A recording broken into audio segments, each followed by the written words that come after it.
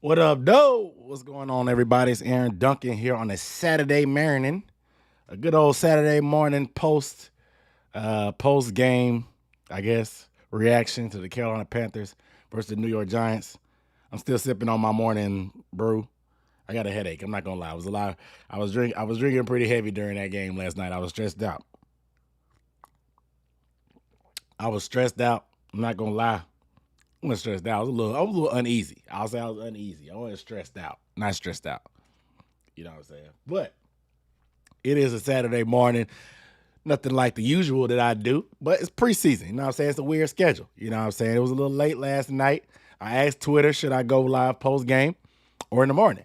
The people have spoken. The people said they want it in the morning. So you got to give the people what they want, regardless. Reset. My name is Aaron Duncan with Unnecessary Bluntness Sports Talk. Recap and analysis of the Carolina Panthers is what I do. So make sure you are subscribed if you are not a subscriber. If you are a subscriber, I appreciate you tuning in. The only thing I ask is to leave a thumbs up. Go ahead and get it out the way. Get that thumbs up out of the way.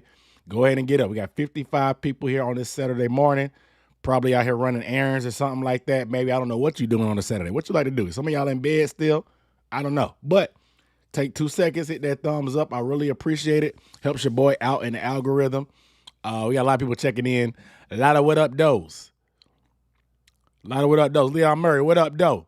B Diva, what's good? What up, though? Blizz Biz, what up, though? Zero, what up, though? Ronald, Vita Van Pelt, what up, though? Patrick Nelson, what up, though? Tech, what up, though? Restosaurus Rex, what up, though? Nice shirt, nice hat. Appreciate it, man. Y'all, this is a new hat from 47, man. It's like all nylon. It's pretty dope. Pretty dope. This is a vintage shirt, per usual. You know what I'm saying? Jalen Eason, what up, though? Got a couple things to talk about, man.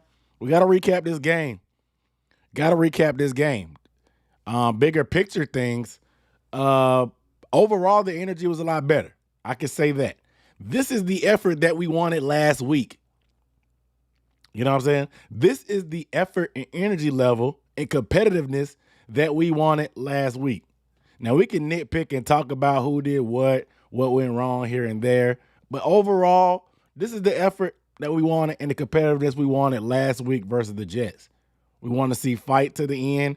We want to see actually punching back. We want to see some resistance defensively. We want to see full-out effort offensively in terms of blocking and stuff. You know what I'm saying? See the ball get moved downfield. The kicker get a chance to get involved. This is the overall effort that we wanted last week. You know what I'm saying? This is the effort that we wanted. And so I really appreciate what they came out with yesterday, Friday night, as they traveled to, East Rutherford, New Jersey, to play the Giants. Now, like I said, the details of the game we are definitely going to get into today. Like I said, I'm still sipping my morning coffee. Got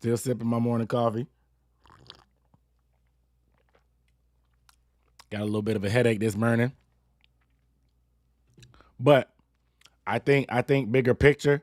Let's talk about bigger picture before we get into the details, though. Some more bigger picture stuff.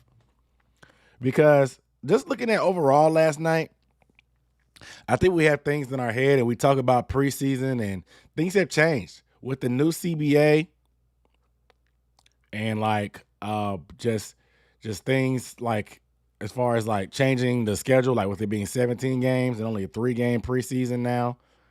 Things are a little bit different. The timeline is a little bit different. Like even though the team has been practicing since like April, May, or whatever of this year, there's a lot of work still left to be done. I think if you haven't noticed that, there's still a lot of work left to be done. Still a lot of work left to be done on this team as the Carolina Panthers. And it makes sense. New coaching staff, young quarterback, a lot of pieces on offense, putting in a new system. Defense, the same thing. A lot of new faces on defense, putting in a new system, new pieces. So I think the timeline of what we expected is going to have to be pushed back. Unfortunately. Like ideally you would love stuff to be ready by week 1, but that's just not going to be the case. And there's going to be a lot of teams like that. But I just think in particular with the Carolina Panthers, we're still trying to establish what our identity is. We're missing players on both sides of the ball, key players. I mean, damn, my best player on the team, Brian Burns, has not played and probably will not play this preseason. That's a big part. Our number 2, maybe 3 top player on defense, Derek Brown, didn't play last night. Phenomenal game against the Jets. He didn't play last night. Justin Houston, one of our better pass rushers, we assume, since we brought him in to do that. He didn't play last night. So there's a lot of things that's still going to be ironed out as we go. It's going to be learned on the fly. Think about it. Last year with the Panthers, we really didn't have an identity either. We tried to do some things. We were figuring things out on the go.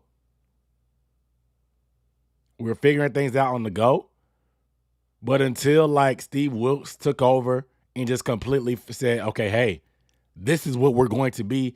This is what we're going to do. We don't have the quarterback to be able to spread the ball around. We got rid of our running back, so we don't really have a wild card to just default and give the ball to. Let's literally just take what we have, assess who we are as a team. We play decent defense when we can play ball control. Let's just continue to run the ball downhill with the power running game and hand it off, and take what it is.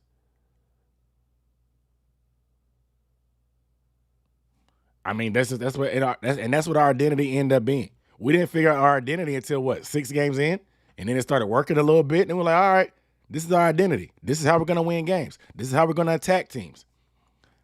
And that didn't happen, like I said, that didn't happen until week 5, week 6. We tried to do things whatever with Matt Rule. We had to reset that clock all over again. So it's going to take some time for us to figure out our identity anyway. And like I said, the timeline just may not be what we want to. I think Bill Vogt, the former member of the media team, he had a thread last night. He doesn't work for the Panthers anymore, so he can say some things. He pretty much said that if he worked for the Panthers media team, he probably would have tried to temper expectations. He pretty much was getting at that he felt that the excitement had kind of gotten off the rails and had gotten fans' expectations to a crazy place. And I can't lie. I got to admit, I'm a victim of that. I've told you guys how I felt about the offensive line. I thought they were going to be something off rip that's probably going to take time. But even with the rookie quarterback especially, it's going to take some time for us to figure out our identity. Offensively, like I said, we would have liked to figure out that identity without our quarterback taking hit after hit. But it's kind of where we are right now. It's kind of where we are. Especially with us doing vanilla things on offense, we're really not going to figure out what we are right away. It's going to take time. Because we don't really have the weapons. We don't have the dynamic weapons to just line up and out-execute people. I said this last year with our weapons. We don't have the precise route runners or the just pure athletic ability on the outside with our weapons to just out-execute guys. Christian McCaffrey, he was a matchup problem. You could just line him up in certain places. He can exploit different matchups. We don't really have a ton of those guys. Our offense with the guys we have is going to be very scheme dependent. Nothing wrong with that. I think the Jaguars were very scheme dependent to an extent last year. They had a little bit of juice with ETN. But I think there's just a lot of things that we're gonna have to figure out as we go. And it's gonna be some lumps along the way. It's going to be some lumps along the way because we're gonna be figuring stuff out. Now, I think there's way too much money that was spent and way too much accomplishments on this coaching staff's resume for them to not figure it out. But I just think the time frame of when they figure it out is just going to be not by week 1. I'm going to tell you that right now. Will we win games along the way while we're figuring things out? Yes. Will we lose games on the way while we're figuring things out? Most definitely. But there's still going to be some figuring out that needs to be done before the season even starts. Now, there's fundamental stuff that definitely needs to be fixed for sure. Like false starts, miscommunications on pass pro, miscommunications on route running and stuff, and scramble drills. You like the mental part of the game? Yes, that needs to be ironed out. I would like you to be sharp at least come week 1. I don't want you to be sloppy. Like I said, now, what scheme-wise and how we attack teams and game plan-wise, that's going to be, like I said, that's going to be on the fly. But some of that mental stuff, nah, they got to get fixed. That's got to get fixed, in my opinion. That's just me. But we got 111 people in here. I appreciate you guys tuning in on this good Saturday morning. Please give the video a thumbs up. Please give the video a thumbs up. Please give the video a thumbs up. Say it 3 times for emphasis. One more for good measure. Please give the video a thumbs up. The like button is free. If you want to show some support for the channel, you can leave a super thanks, or you can send Venmo or Cash App to the below ticker. The information on the below ticker to Dunk On Demand. I appreciate that support as an independent content creator on the grind. On the grind and on the hustle. You know what I'm saying? But yeah. T. Tom said I went live for your birthday. Said I went live for the birthday.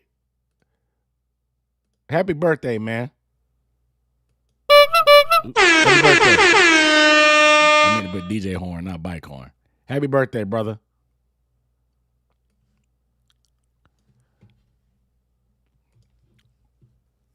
Kelvin and Clayton, what up, though, brother? What's good, man? But yeah, I just think it's way too early for us to mail. Like, if you're mailing in the season, like, if you're mailing it in for the season, man, like, come on, man. There's no, you could be discouraged about the start of the season and the prospects of early on. That's fine. You could be discouraged about where we are. That's fair. But mailing it in for the season after you saw us completely revamp our whole team and almost make a playoff push last year, have you not learned? Have you not learned this is a long season?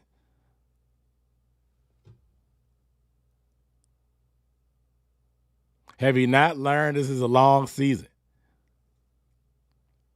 Any kind of long-term projection on this season is misguided. If you feel that strongly about it, there are people in Vegas that will pay you a handsome amount of money for a correct prediction.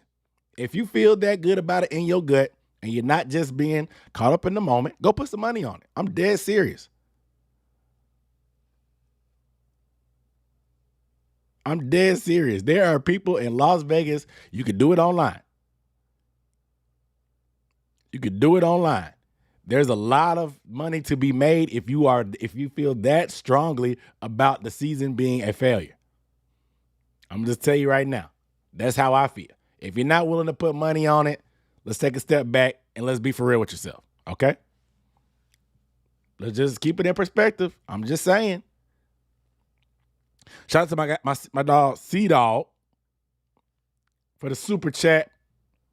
Say hit the like button, it's free. Yes, sir. Appreciate you, brother.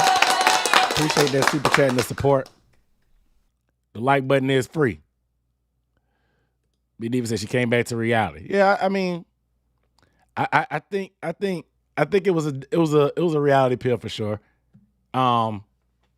Reality definitely set in that it's going to be a work in progress. That's my reality. It ain't gonna be perfect, but like I said, we literally fired our coach mid-season, revamped the whole team, changed the whole identity mid-season, and still almost made a playoff push. And that was in like week 6, week 5, week 6. When did we lose to the 49ers? Week 5, week 6. And it still took us time to figure things out under Wilkes. That Rams game was horrible.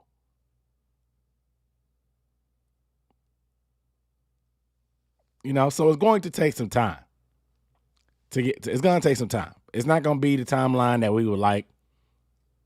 You know what I'm saying? It's disappointing from that front. I can't lie. I still feel good about our chances in this division. That's not great.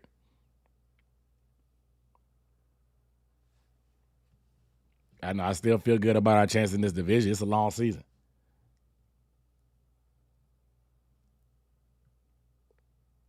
It's a long season. My guy Fayed 9 finally caught the live stream, bro. What up, though? Appreciate you with the super chat. Says it's time to call TMJ a bust as well as DJs. Keep up the great content, man. Appreciate that support. TMJ a bust? Nah. I mean, it's only been 2 years. He's injured, but it doesn't seem to be anything long-term concerning. Yeah, you want to see him start to make some noise and stuff going into year 3. But, I mean, he's going into year 3. Going into year 3, still time. The book ain't written. Now, is Dante a bust? We'll talk about his injury a little bit, but he tweaked that ankle. Apparently, it's something that he had already hurt in joint practice, but not very concerning according to him. I saw the play. Somebody landed on it, so not very concerning. We'll see what happens, though. I like Dante personally. Definitely need to stay healthy, but I like Dante personally.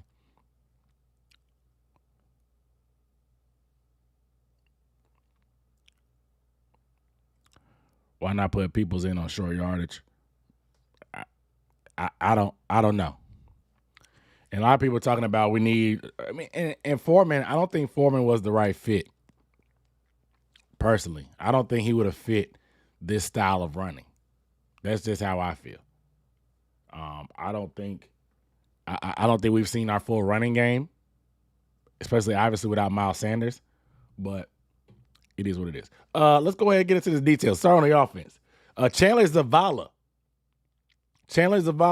Our day 3 pick out of North Carolina State from the Wolfpack. He got the start at right guard. This is very interesting because Cade Mays had a neck injury after his struggles last week. He did not play. Chandler Zavala got the start. He's played left guard his whole career. He actually didn't do a bad job at right guard. I was surprised. He had a holding call, couple instances where some guy slipped past, but for his first action at right guard, for him to miss most of the camp because of injuries, I actually thought that he looked solid. I thought he did solid. Obviously, you're going to need more experience and more reps at right guard, but I was actually pretty encouraged by what I saw from Chandler Zavala. I was pretty encouraged.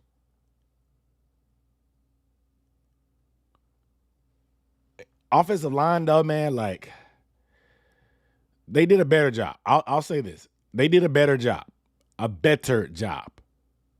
But it's still too many hits being given up on the quarterback. Still too many hits given up on the quarterback. Still too many mental errors. Still too many miscommunications. Ike Ekwonu, miscommunications.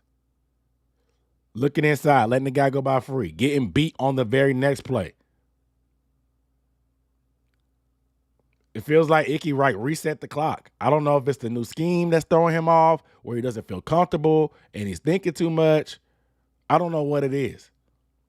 But it almost feels like he reset the clock. Because it took him some time early on in his rookie year to finally get his legs underneath him, and he played good down the stretch.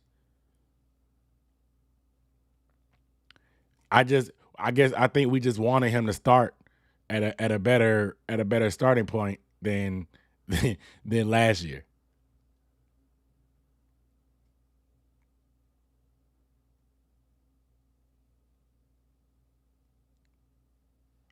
You know, the O-line,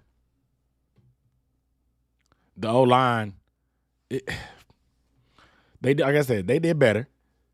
They went against some dogs last night. Dexter Lawrence is a dog. Leonard Williams is a dog. Dexter Lawrence had his way with Bradley Bozeman last night. I'm going to tell you that right now. Bradley Bozeman is a big center, but he's also very tall. Leverage, the low man wins. The low man wins. And you can see Dexter Lawrence being very physical. I mean, Dexter Lawrence is also huge. We're talking pure nose tackle. He's probably the best pure nose tackle in the NFL. I mean, nose guard, whatever you want to call it. Dexter Lawrence is a problem.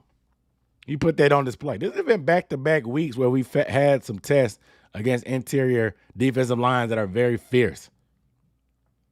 So I also want to give the Giants credit as well. I think we got to get out of this brand name type stuff, and we'll talk about that when it comes to our defense. We got to get out of this mentality of brand names and just look at what we're watching.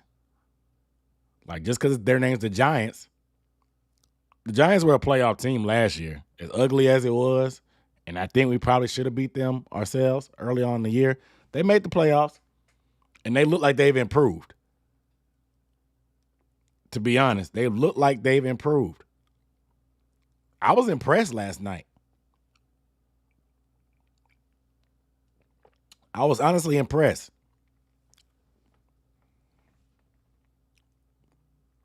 But in terms of our offensive line, just inconsistencies in the run game. Not a lot of room to run for Chuba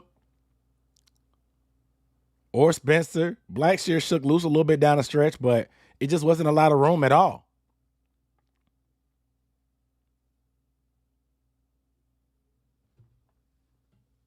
Not a lot of room at all.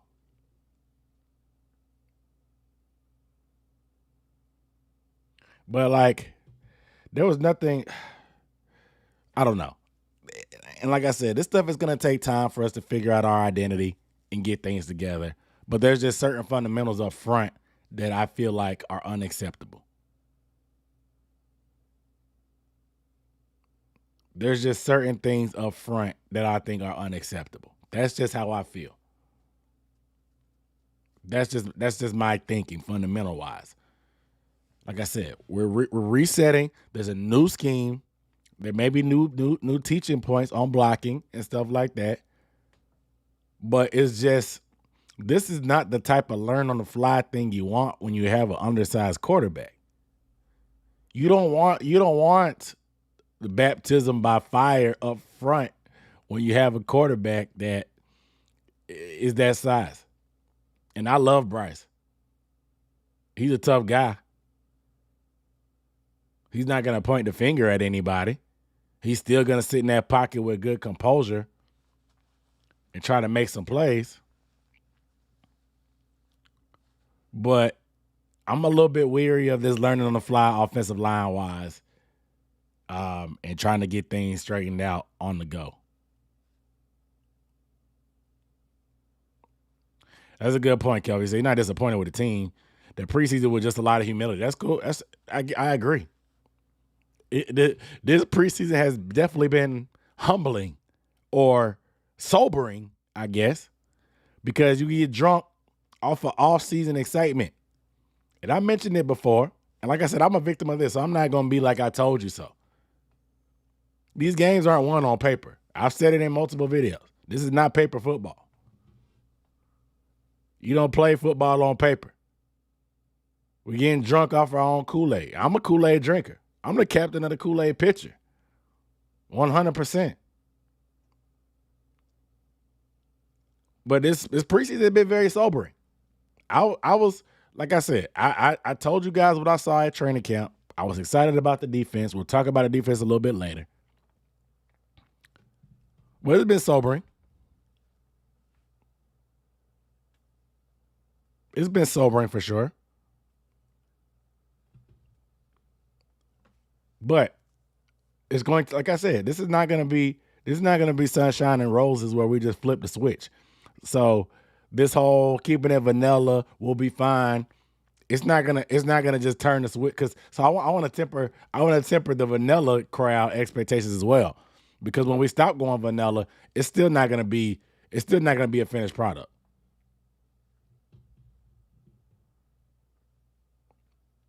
It's still not gonna be a finished product. It's gonna take some time.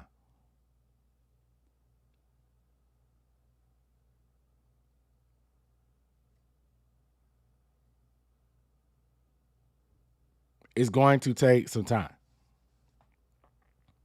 So let's just go ahead and get that in our minds right now. All right.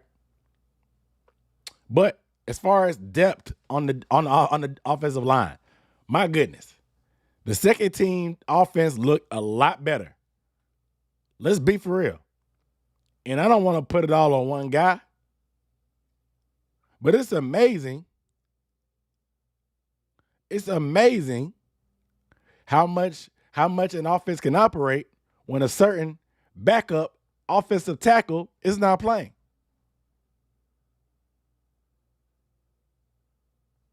It's amazing how much you can do when you're not a speed bump, when you don't have a speed bump out there at left and right tackle. A certain speed bump was injured. A certain speed bump was not playing. Just saying. It's amazing how much more the second team offense can do when they have decent, and it wasn't perfect either, but you don't have liabilities out there. Just complete liabilities out there. Yes, there was some leakage. Yes, there were some mistakes, but the first team made mistakes too. It's just amazing when you have consistency.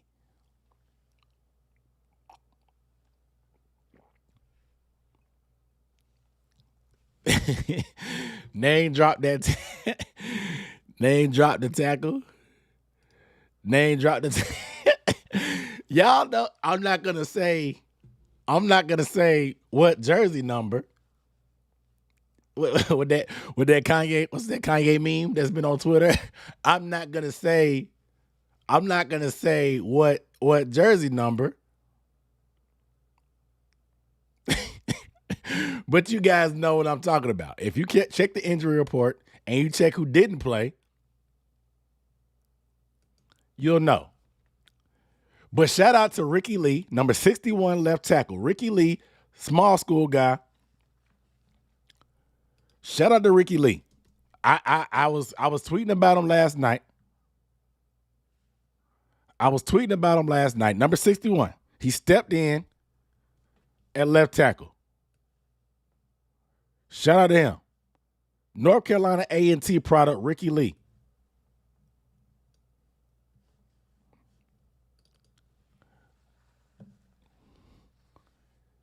Great job at left tackle. Looked very good. I tweeted out.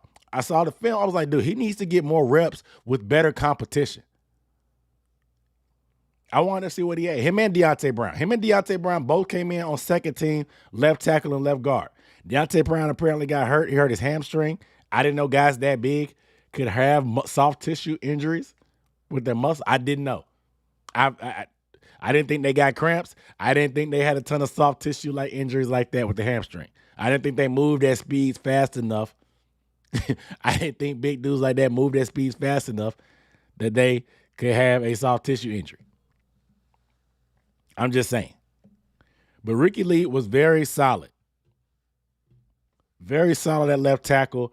I mean, let's be for real. It was an upgrade from the guy we had in their last game. For sure.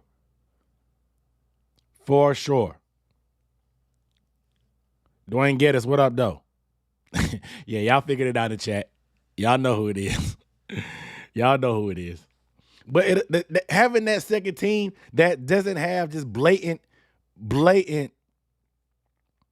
blown assignments and just poor play, it makes things a lot more conducive. But that brings me to my point, though. I tweeted out because Matt Corral came in after Bryce, of course. We played 3 quarterbacks with Jake Luton as well. I tweeted out, I was like, I feel that I feel like Thomas Brown's play calling paired better with Matt Corral. I put it out there. I didn't want to put a full-on indictment and start that type of, so-and-so. I didn't want to go full into Thomas Brown needs to call plays. Frank Wright doesn't need to call plays. I kind of dipped my toe and said, I was like, I don't have any kind of hard evidence. I didn't have any numbers, but I was just like, it feels that Matt Corral is a lot more comfortable with Thomas Brown's play calling than Frank Wright. That's just what I felt. And lo and behold, we scored our first touchdown of preseason with a quality drive, a lot of penalties. I can't even cap. There's a lot of penalties. However, the running game got going with Blackshear. Matt Corral finding Shi Smith, making completions.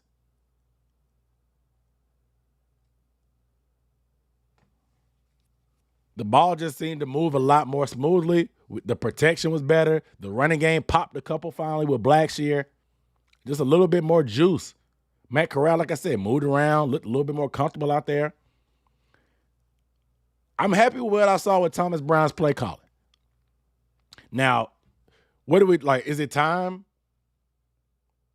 Is it time to have that conversation? Maybe. But this is not some kind of like tryout to like, oh, who does better? And whoever does better will call the plays. No, Frank Wright, he's done it before in his career. He said it on record. He was just like, I always give some assistant coaches an opportunity to call plays in preseason. A lot of other coaches do that as well, especially mainly on defense. That way they get that experience when the stakes aren't as high to put that under their belt to kind of help develop them for their next job. Thomas Brown is a future head coach. When? I don't know.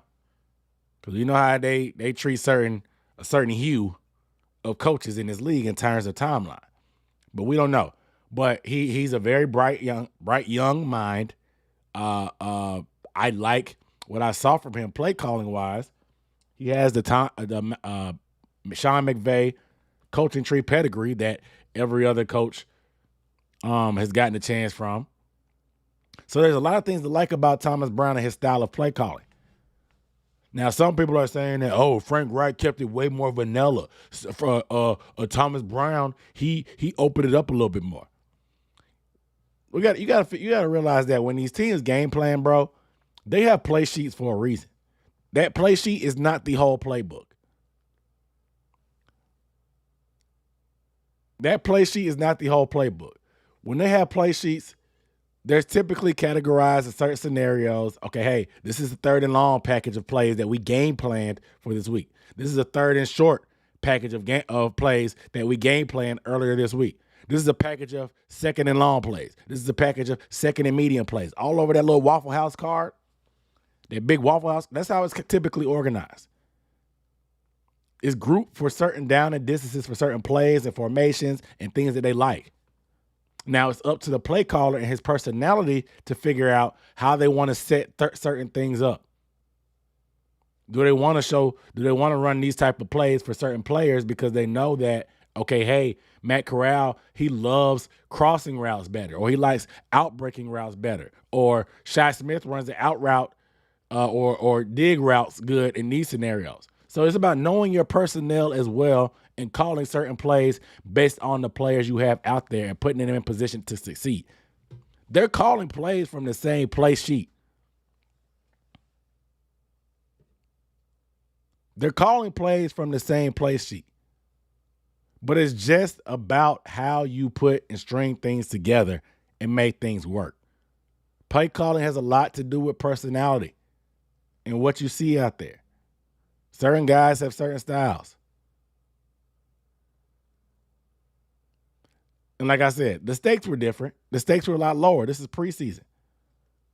What Frank Wright is trying to accomplish with his play calling may not be the same thing that Thomas Brown is. Some people say Thomas Brown's trying to audition for a job. That's why he was so aggressive. Maybe. But they're also trying to evaluate. Frank Wright is trying to evaluate as well. So, I mean, that's just what I'm thinking. Now, if this keeps going along and the offense is stale, okay, yeah, well, maybe we'll have a conversation.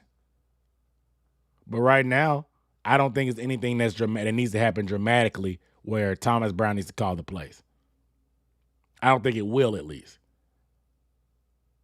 But I do like what I saw from Thomas Brown. Like I said, things just seemed a lot more smoother. Players looked a lot more comfortable. Matt Corral looked a lot more comfortable pushing the ball downfield. The running plays popped a little bit better. It has to do with personnel as well, who you're going against. Those things matter. Circumstances matter. It's definitely a conversation for another day, down the line for sure. But I don't think it's anything worth spending too much time on at this point. But it is very interesting to see. Definitely something that I noticed. Matt Corral was very sporadic overall, though. He was okay at times. They moved the ball. He led a touchdown drive. Jake Ludon came in. I was shocked. I told you guys he had got 1 7-on-7 rep in training camp that I witnessed. With Andy Dalton being out with a back injury, I assumed he got a lot more reps in practice as well, so they felt more comfortable putting him in there. He led a touchdown drive. It was a miracle. Some of y'all cannot stand Matt Corral so much. Y'all can't stand Matt Corral so much. Y'all was ready to crown Ludon QB3. Y'all was ready to make him QB3. And then Jake Ludon got that ball with 2 minutes left with a chance for a game-winning drive and missed 3 passes horribly. And reality struck in like, oh, okay. Y'all realize y'all jumped the gun. I tried to put it out there on Twitter. I was like, listen, he has not practiced. He has not practiced much, bro. Y'all need to just pump your brakes. Pump your brakes before y'all write Matt Corral's obituary. Jake Ludon has not practiced a lot.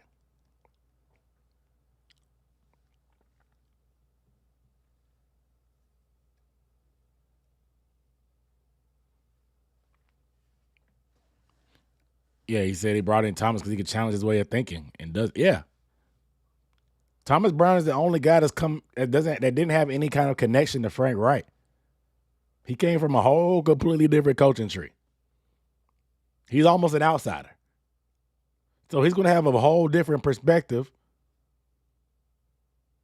a whole new fresh perspective at that, on calling plays and looking at offense. It could be something refreshing that like I said, down the line, it's going to be a conversation, I'm sure. But Frank will be starting out calling the plays. I 100% believe that.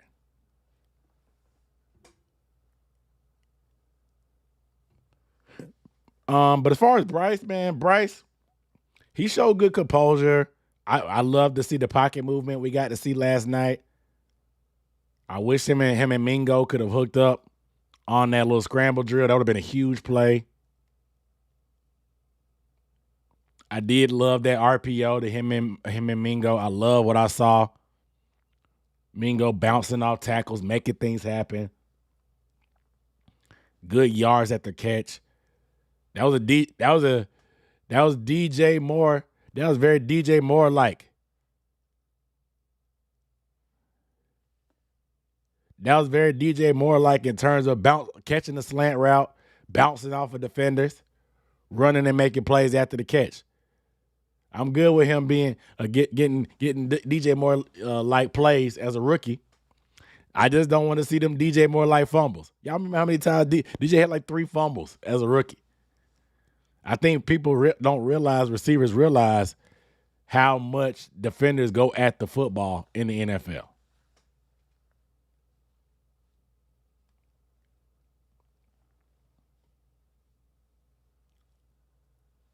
But it was good to see Bryce and Mingo hook up one time for the one time.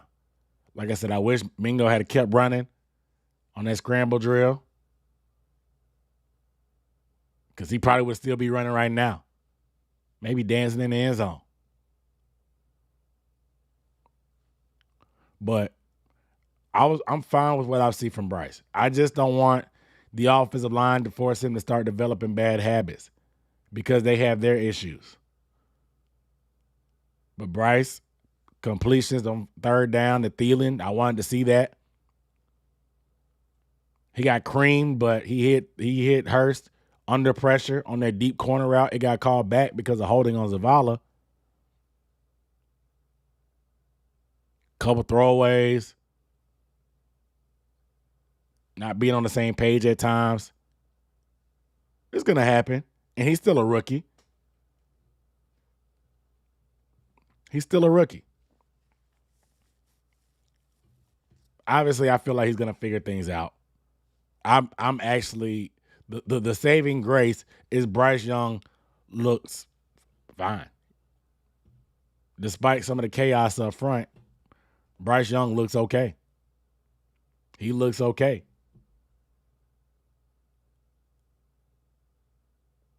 And people saying that he wasn't worth trading up for and stuff like that. I just don't understand how you can say that after 2 games. Especially when he's looked comfortable. He hasn't looked happy-footed like we've seen from Sam Darnold. Pretty decent decision-making. We haven't seen any bonehead plays out there. We almost got a glimpse of that magic where he tried to evade the rush, went to the ground a little bit, got up, bought some time, pushed Thielen downfield, almost dropped it into Thielen. It was a free play, but we almost saw that Bryce magic that we known and loved from him in college.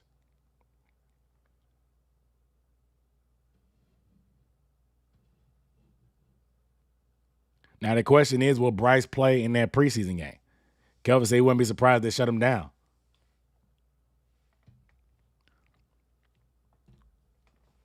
It just depends.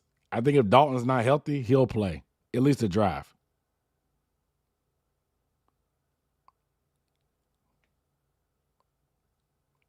He'll definitely play at least a drive if Dalton's not playing.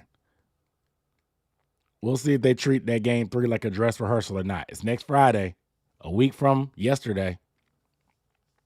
So we'll see. But overall, I'm content with Bryce for now. I'm content. I've seen what I wanted to see. I wanted to see if he could take a hit. I wanted to see if those hits were going to affect his composure. I wanted to see good decision making, not making any bonehead plays. I've seen enough. Like I said, we're still going to have to figure out our identity as we go, but I saw enough.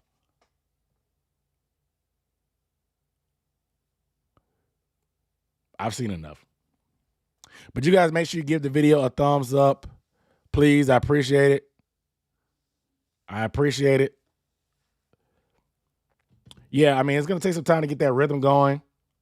We're going to definitely have to scheme some things up with the lack of talent and explosiveness in our weapons. It's going to be it's going to be very scheme dependent. It's going to be very scheme dependent for our wide receivers, and it could be a struggle for a rookie year till we get some weapons, till we upgrade the weapons around them. It's going to be a work in progress.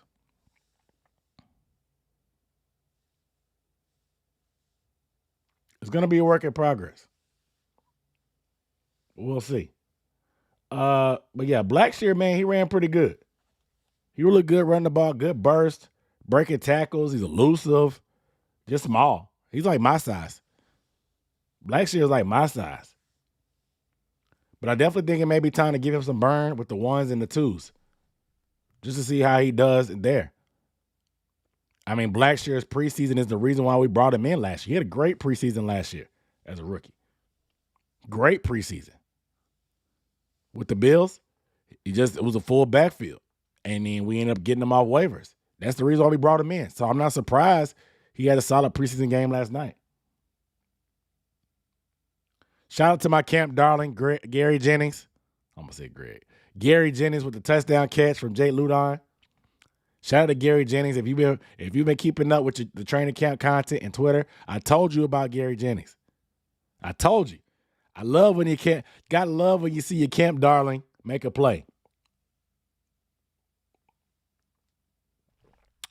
Gotta love when you see your camp darling make a play. But yeah, we'll pay attention to that rotation at running back. Frank Wright said that Deuce is in charge of that rotation. So y'all that want to see this, that, and the third happen at running back, take that up with Deuce. Take that up with Deuce. When is Corbett coming back? We don't know.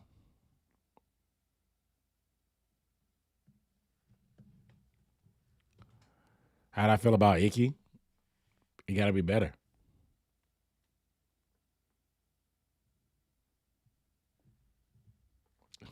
If something happened to Blasher, they call me. I ain't got the juice like that. I'm going to tell you that right now. I ain't got the juice like that. I can't even cap.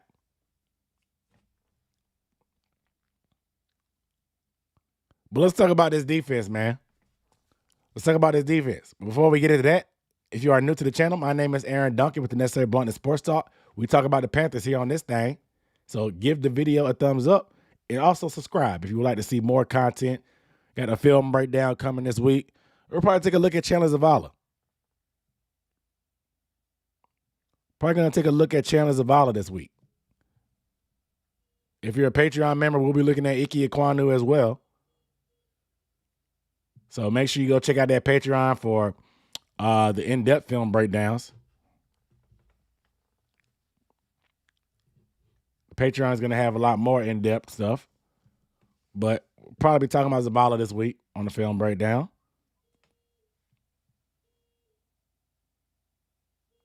I don't know who's outside blowing the horn.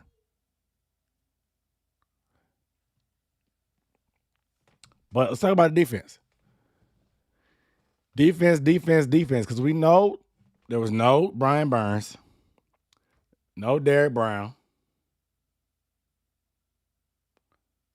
no Justin Houston.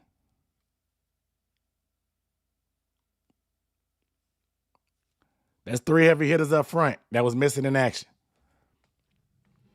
I'm a lot more bullish about our defense. I'll tell you that right now. I'm a lot more bullish about our defense. But if two out of your three best players on defense aren't playing, I'm talking Brian Burns and Derek Brown, I mean, things are going to happen. Things are going to happen. Now, let me be honest, because a lot of y'all talking about Daniel Jones. Daniel Jones, I don't think he's worth $40 million. I'm going to tell you that right now. But I also got to keep it 100 with you and say that I was very impressed last night. I was very impressed last night with them offensively.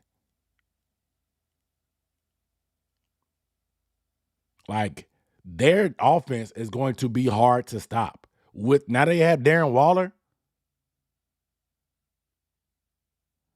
Darren Waller is a matchup problem.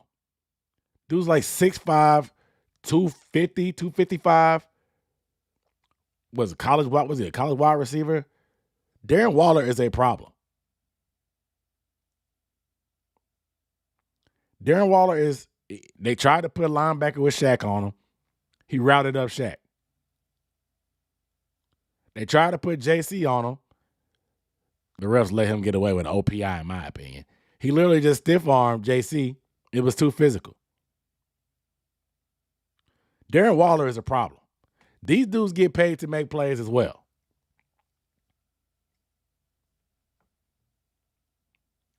He's going to do some things for the Giants that I can't even lie. He's nice. He's a matchup problem. And you saw who they kept feeding. If you've seen Darren Waller play before, you know Darren Waller is fully capable of doing things like that. A quality tight end in the NFL is tough. Because you don't have guys that are big enough to be physical, but you also don't have big enough guys that are athletic enough to stick with them. Darren Waller is a top-tier tight end. Definitely top 5 when healthy. In the receiving game, potentially top 3.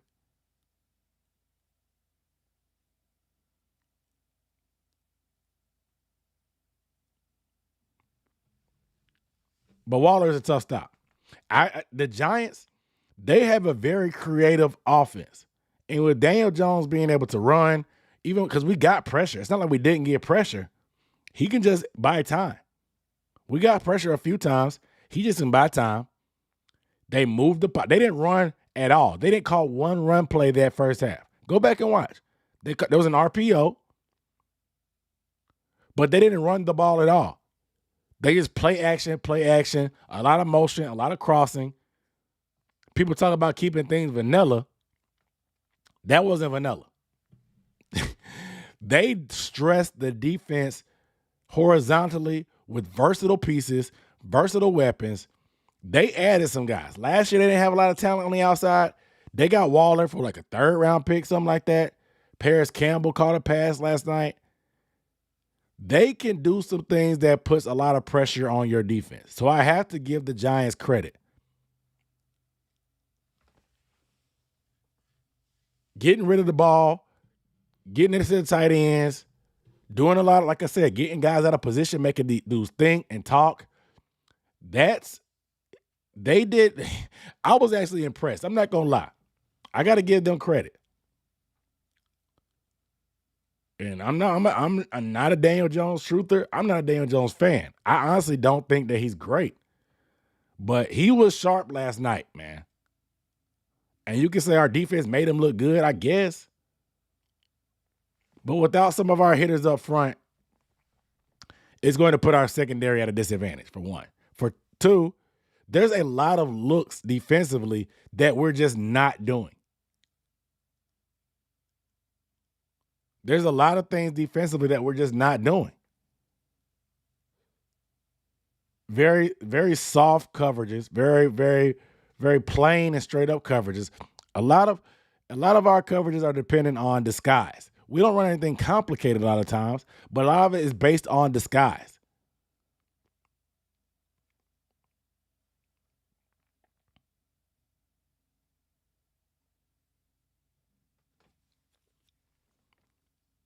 And I personally saw things at training camp that I know we have refused to put on tape. That's why I'm a lot more bullish about the defense.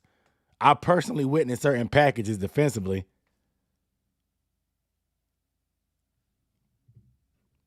that we just haven't put in.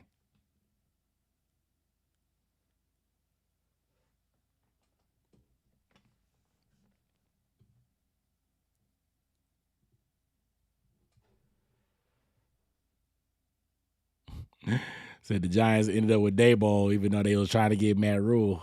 Yeah. Crazy. Yeah, and Jalen Hyatt is just fast, bro. He is fast. Daboll is a phenomenal coach. Like tactician, bro. Like, good Lord.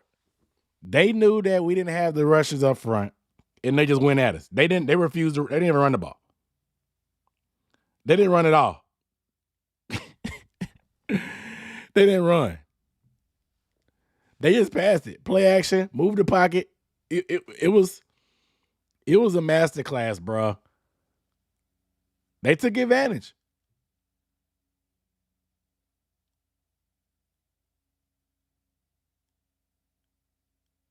They took advantage. So I got to give Daboll credit, man, and what they did. Now, like I said, I'm a lot more bullish on our defense. There's some stuff, that communication stuff, they need to get figured out. And I hope with more reps, they will get things figured out. But after that first drive, even though it was the Giants' backups, the defense pretty much locked up. Besides that Hyatt play, that was crazy. The pressure was on Tyrod Taylor. We missed Tyrod Taylor a few times. We missed him a few times. The pressure was there. Shout out to Amari Barno. I pulled his card. When that depth chart came out, I did my breakdown. I pulled his card. He was, 5th string? He got the start. He has completely outperformed Kobe Jones. Kobe Jones had a great camp. But Amari Barno, when the lights have turned on, has completely outperformed Kobe Jones. Completely. He has been the best pass rusher thus far in preseason for us. Like I said, no Burns, no Brown, no Houston. But Amari Barno has no doubt been the best pass rusher this preseason when the lights have been on for us.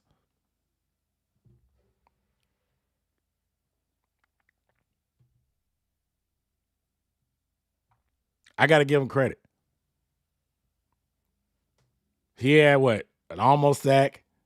Got hit with had a pressure. Got a rough in the passer. He got a full night of work. He started over Kobe Jones this week. He even started over Kobe Jones and got a full night of work. He played pretty much the majority of the game. DJ Johnson came in and got his time and they rotated. But Amari Barno played a good chunk of the night. Plenty of reps. And that's what he needs, man. He's shown a lot more strength than I think a lot of us thought he had. Barno is really going to play himself into a rotational role until Marquise Haynes happens.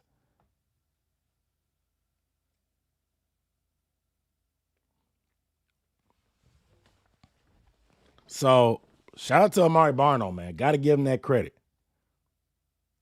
I love the play I saw from Jeremy Chin. He was in position, drew a block in the back, and that block in the back helped him with the tackle as well. That's the type of thing Jeremy Chin's going to do.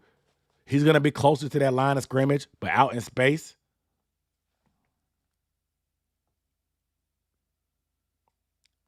That's what he needs to be, up closer to the line of scrimmage, making plays in space. I like that from Chin. Von Bell, great play, jarring that ball away from Waller. I told you guys during camp, that hit he had on Chuba, this dude is a hitter, man.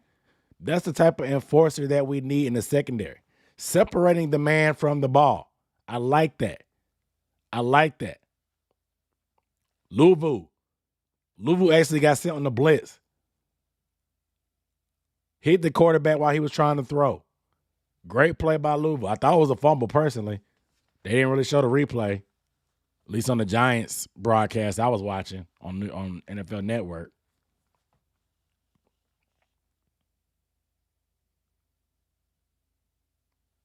Shout out to Louisville. Kamu, he made some plays. You guys commented on Deion Jones. Deion Jones was very active. Involved in the action a lot. Very active.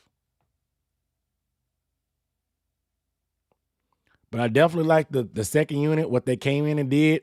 I can't be mad at them. Besides, like I said, that big play, which we had pressure in Tyrod's face, he kind of just threw it up. Eric Rowe, the only thing I could knock him for him seemingly giving up. He wouldn't have made the play. But you just don't want to see that type of effort. He had no idea the ball was going to take 3 days to get to the wide receiver. Had he probably would have kept running.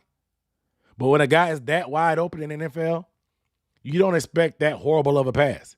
But Tyrod was under pressure. It's tough.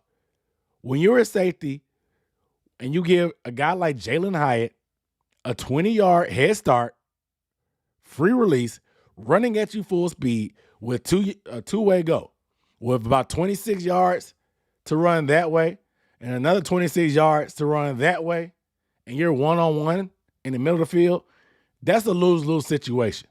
You're not going to win that situation. You really pretty much got to guess and hope you get lucky. Maybe throw a speed turn in there if you think, but that was just a great play call to get him singled up one-on-one. That's why they drafted Jalen Hyatt. That's why he won the Biletnikoff Award last year for Tennessee. I'm not mad at Eric Rowe for getting beat. It was just their lack of effort at the end of the play that's not a good look. Especially when the ball is hanging that long in the air. That's a tough cover, though. You're in an impossible situation. That was like that was like arena football. When those guys have a full head of steam running at you and you're in coverage. That man, like I said, the field is 53 yards wide. That man was right in the middle of the field. 26 yards that way, 26 yards that way. A two-way go with a guy that's that fast running at you. You're in a lose situation. Like I said, you want to see him not quit at the end of the play because the ball hung up in the air. He didn't know that. But the pressure was there. I love the pressure. Raekwon Williams, good job by him on that stunt, getting that pressure. I liked what we got from up front. The second unit was solid defensively. Besides that big play, like I said, there was pressure there, but the second unit was fairly solid.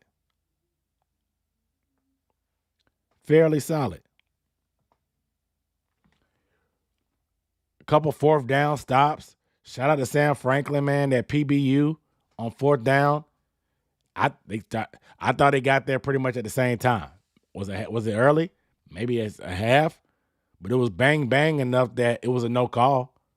To the naked eye, it looked like he got there right when the ball got there. Franklin, I feel good about Franklin, man.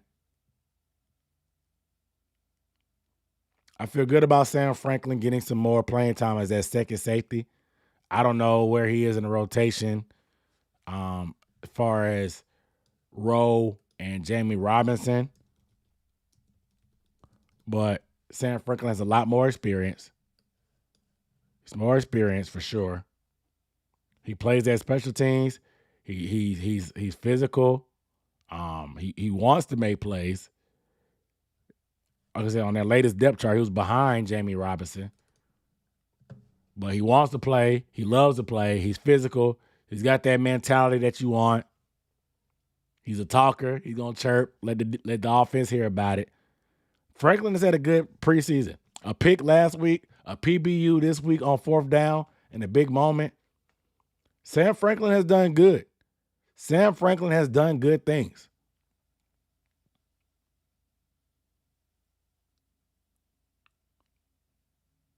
So I'm happy with Sam Franklin. I'm happy there.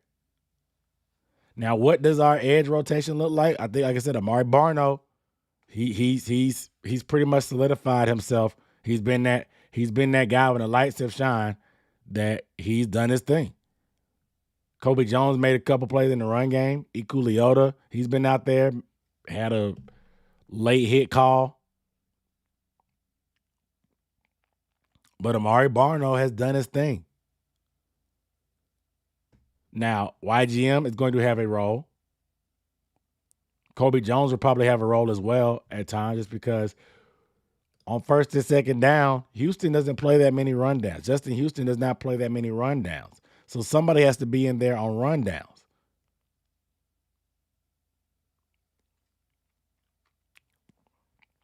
YGM can be a solid run defender. So YGM is going to have a role on this team. Now, does he get taken off the field on third down?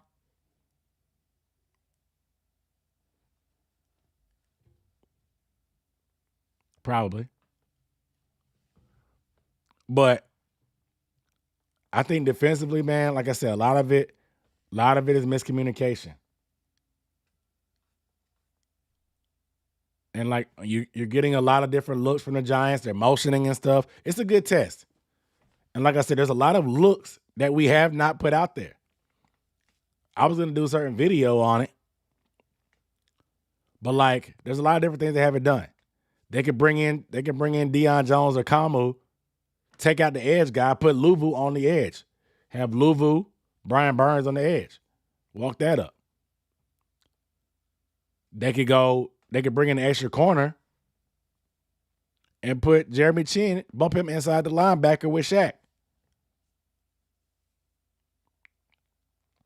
I've seen them go with a 3-man front with Brian Burns, Derek Brown, and whomever at the other edge. It'll be Justin Houston.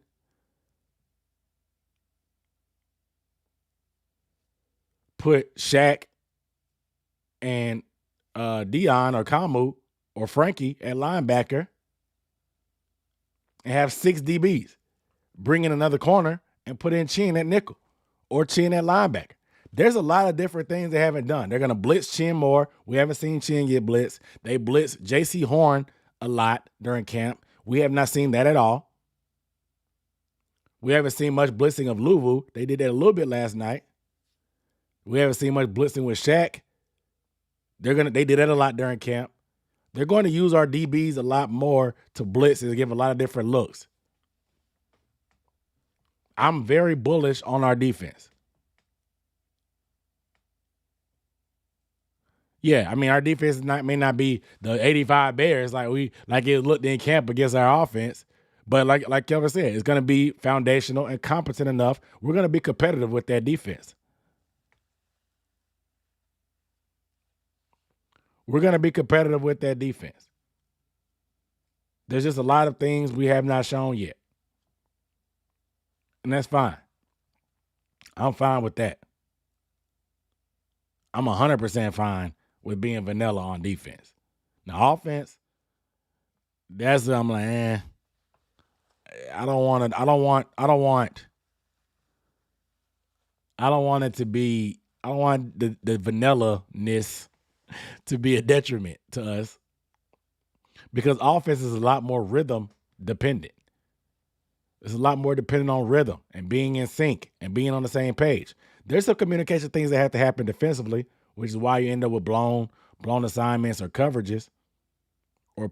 But a lot of it is just you can gel, and there's a lot of it is just dictated by what you get on offense.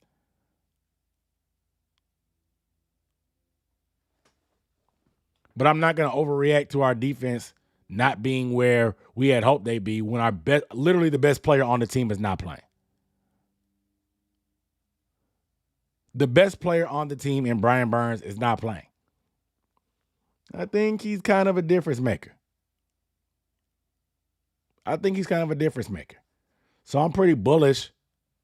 I'm bullish on the defense.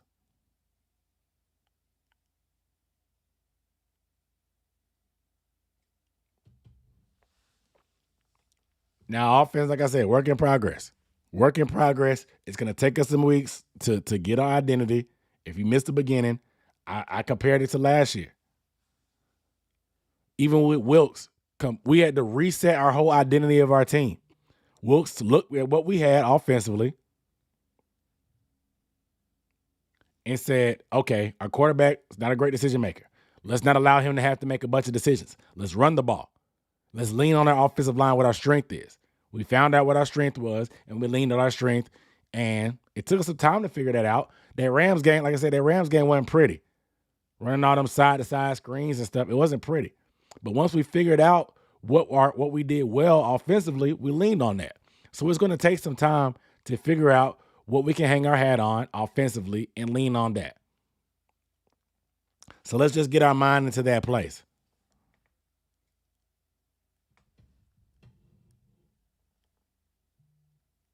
Let's just go ahead and get our mind to that place. It's going to take some time for us to establish that identity as a team on offense. But I'm not concerned about our defense. Not right now.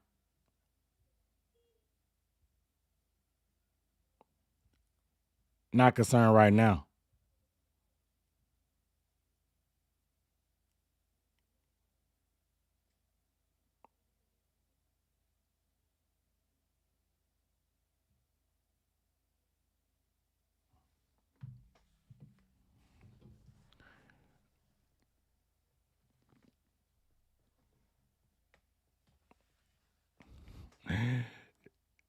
I think the funny part is it's a lot of people overreacting to the preseason.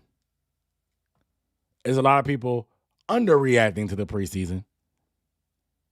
And there's a lot of people overreacting to the overreactions. Like even the people that aren't concerned, they're overreacting to the people that are concerned. Like you should be concerned. It's probably the level of concern is somewhere in the middle. Like you should not be freaking out and mailing in for the whole season, but you can't just sit there and just be like, it's just preseason. They're gonna flip the switch and figure it out. They're probably not gonna flip the switch and figure it out in week 1.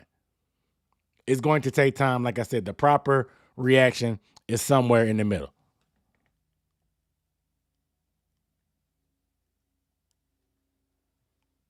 The proper reaction is somewhere in the middle. But it's just funny the people trying to chastise folks for overreacting to the preseason are overreacting. You're overreacting to the overreacting.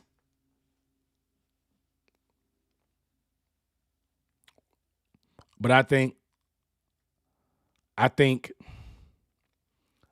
I said, any level of concern is fair. Wherever you want to be is fine.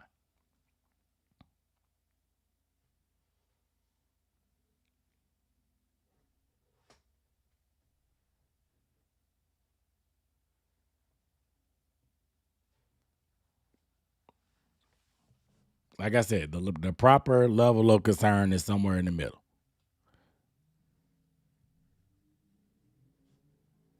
But defensively, I feel okay. I'm fine offensively.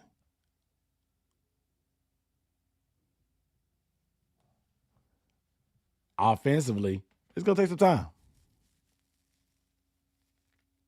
It's gonna take some time. We got a rookie quarterback, new system.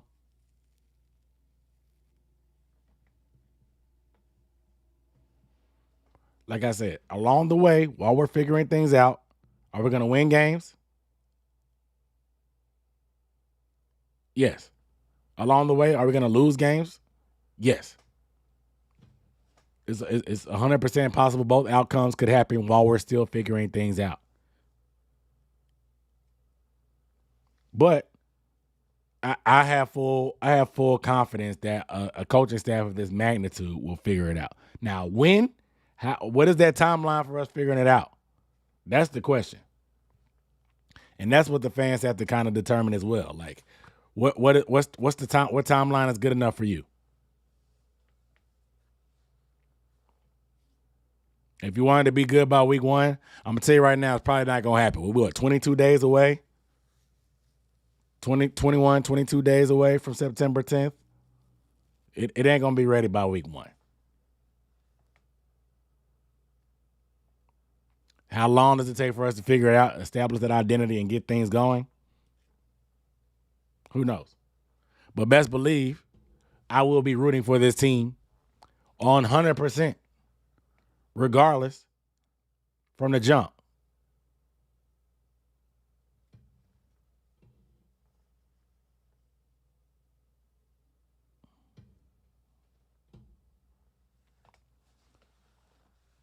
But I like I said, bigger picture, the way we competed, the energy, the effort, it was way better than that first game. And that's all I can ask for in preseason. Like I said, had we gotten this result from last night in week 1, I don't think the fans would have been as bad. I think it just didn't look, it looked kind of uninspired the first half. It was first game, and it just seemed nonchalant.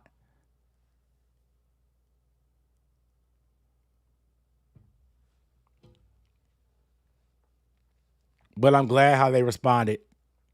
They kept it competitive. It was a close game. It was interesting.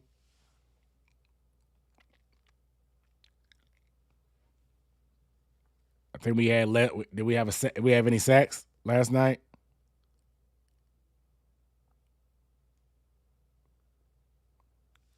I don't know.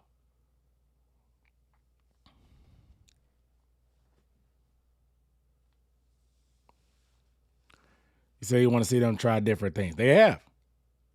If we haven't learned anything from this coaching staff, they're not afraid to change things up.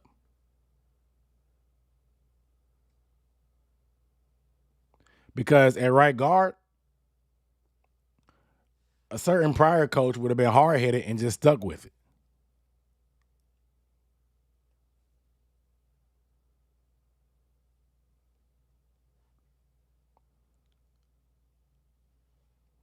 But they put in Zavala. Zavala has not played right guard before in his career, but they changed things up.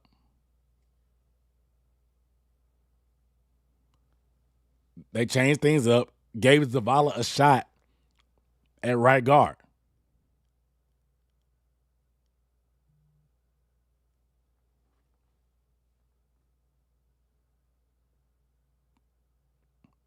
Yeah, I know the Icky blown assignment.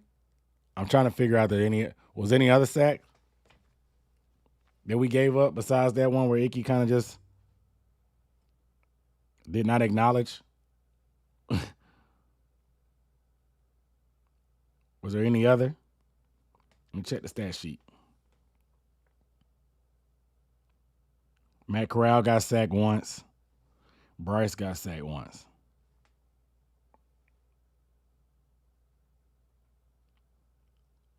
Definitely wasn't felt like an improvement up front, but it's still work to be done.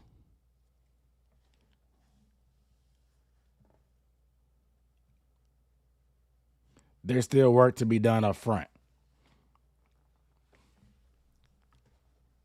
But it's 1 o'clock Eastern. I'm going to give you guys back your Saturday. We will be looking at the film, probably looking at Chandler Zavala, evaluating his performance. Make sure you join the Patreon for in-depth analysis, extra live stream, more interactive live stream, giveaways, a variety of content on the Patreon. Make sure you join that Patreon, patreon.com/UB Sports Talk for extra breakdowns, just to get more. Educate yourself. Educate yourself as a fan. I know we like to talk with emotion, but we can talk from a more educated place if we look at the film. I'm going to be looking at the film. I'm going to be looking at the film myself today and breaking things down, all the positions. I appreciate y'all tuning in on this good Saturday. Trill One, what up, though? Better days are ahead. The High Vibe, what up, though? Better days ahead, guys. Just got to temper them expectations a little bit. All right, they'll get it figured out. See you guys in the next video. I'll holler at y'all.